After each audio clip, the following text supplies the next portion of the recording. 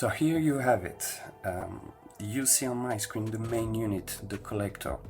You have a series of sensors, the most important being the accelerometer and gyroscope, the RPM unit that measures the rotation speed of your motor, the beacon here and outside beacon here to cut properly all your data into laps, respecting your lap times.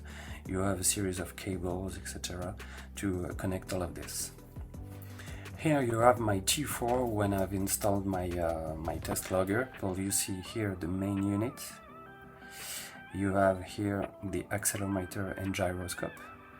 You have here the beacon that is pointing outside in order to hit the receiver you put on the racetrack.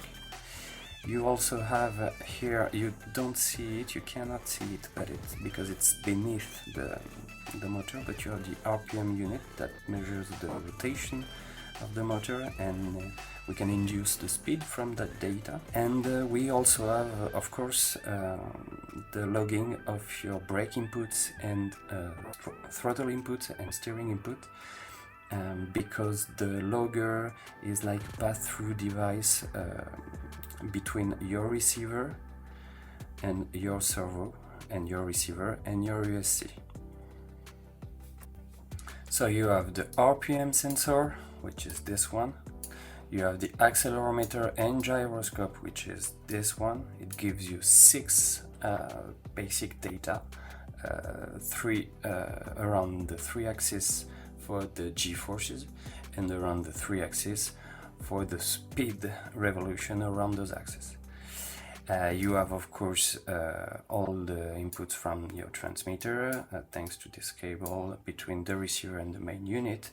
You have the wheel speed sensor. Here it's just one, but you have 2 for the rear. And you have the beacon, which is this one on the car and this one on the track, to cut all your laps together.